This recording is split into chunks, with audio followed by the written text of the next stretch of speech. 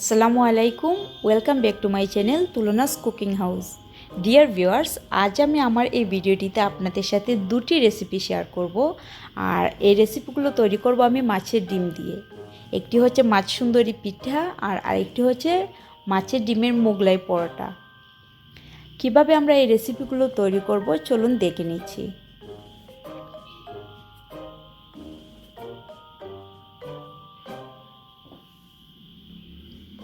আমি এখানে মাছের কিছু ডিম নিয়েছি আর ডিমটা একটু গলিয়ে নিয়েছি। তার সাথে পরিমাণ মতন দিয়ে দিচ্ছি লবণ, হলুদের গুঁড়া, সামান্য পরিমাণে দিয়ে দেব আমি কিছু ধনিয়া গুঁড়া, জিরার গুঁড়া, অল্প পরিমাণে কিছু লাল মরিচের গুঁড়া। এখানে আর একটু ব্যবহার করব আমি বাটা 1 চা চামচের মতো পেঁয়াজ,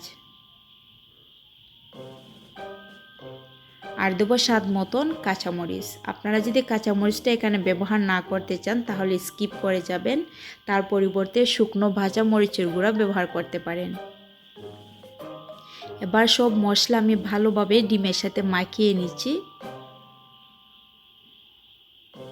এভাবে হাত দিয়ে চটকিয়ে মশলাগুলো ডিমের সাথে মিশিয়ে নিতে হবে, যেন কোথাও লবণের ছাঁকা না থাকে, তাহলে এক জায়গাতে লবণ বেশি হয়ে যাবে আর অন্য জায়গাতে কম হবে, খেতে ভালো লাগবে না।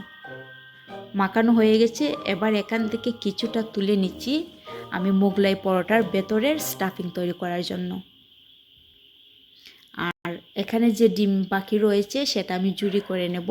অলরেডি সব মশলা আমার দেয়া আছে, শুধু অল্প পরিমাণে কিছু তেল গরম করে ডিমটা দিয়ে আমি জুড়ি করে নেব। এখানে দিয়ে দিয়েছি আমি কিছু ধনিয়া পাতা কুচি, পেঁয়াজ কুচি, আর আরও দেবো অল্প পরিমাণে কিছু টমেটো কুচি।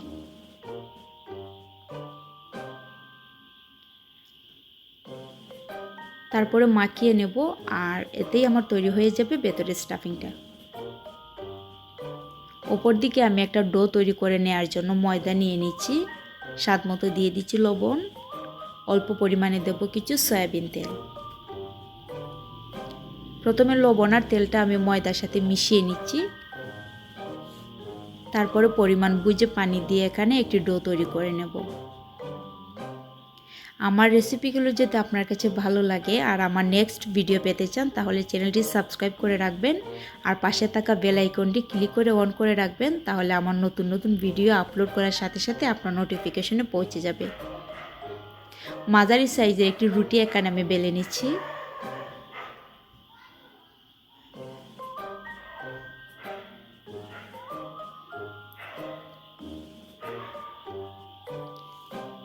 আমার রুটিটা তৈরি হয়ে গেছে। এবার আমি ডিমের যে জুড়িটা তৈরি করে রেখেছি সেটা দিয়ে দিচ্ছি।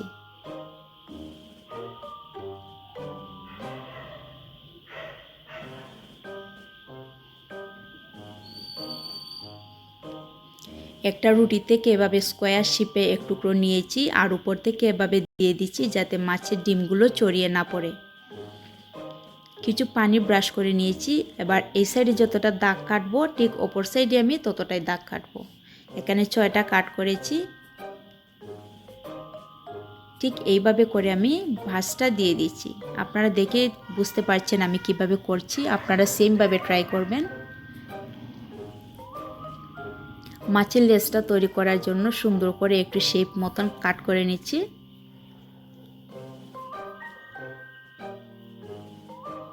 আর দেখতে যাতে আরও সুন্দর এবং আকর্ষণীয় হয় তার জন্য আমি একটি কাঁটা চামচ দিয়ে একটু চাপ দিয়ে একটু শ্বাস তৈরি করে নিচ্ছি। আর এখানে একটু লং নিয়েছি, লংটা দিয়ে দিচ্ছি মাছের চোখ হিসাবে। মাছ সুন্দরী পিঠাগুলো তৈরি হয়ে গেছে।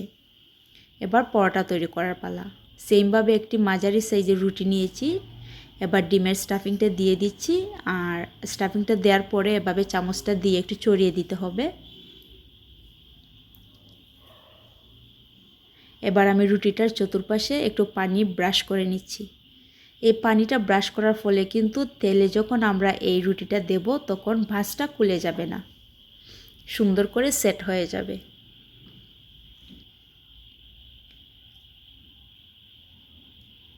ঠিক এইভাবে করে আমি চতুর্দিকে চাপ দিয়ে দিয়ে সেট করে নিচ্ছি।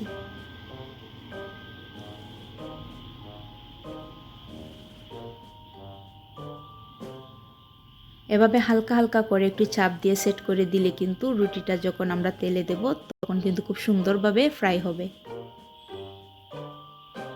আমার পরোটাগুলো তৈরি হয়ে গেছে আর মাছ সুন্দরী পিঠাও তৈরি, এবার ফ্রাই করার পালা।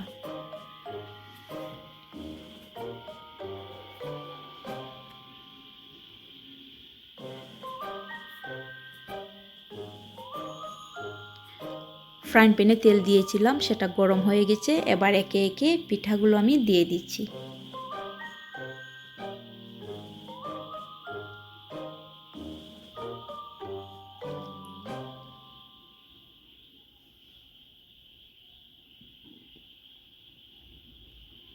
একটা সাইড যখন হয়ে যাবে তখন আমি উল্টে দেব।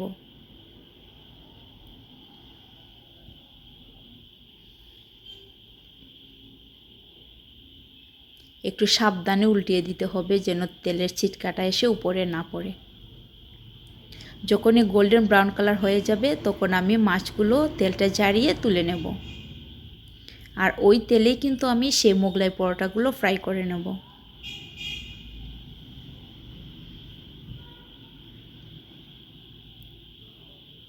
এবার একে একে আমি পরোটাগুলো দিয়ে দিচ্ছি। আপনার কাছে যদি রেসিপিটা ভালো লাগে তাহলে বাসায় ট্রাই করবেন, আর যদি বাসায় ট্রাই করেন তাহলে কেমন হয়েছে আমাকে কমেন্ট বক্সে লিখে জানাতে ভুলবেন না এবং ফ্রেন্ডসদের সাথে শেয়ার করবেন। এক সাইড হয়ে গেছে, এবার আবারও উল্টিয়ে দিচ্ছি।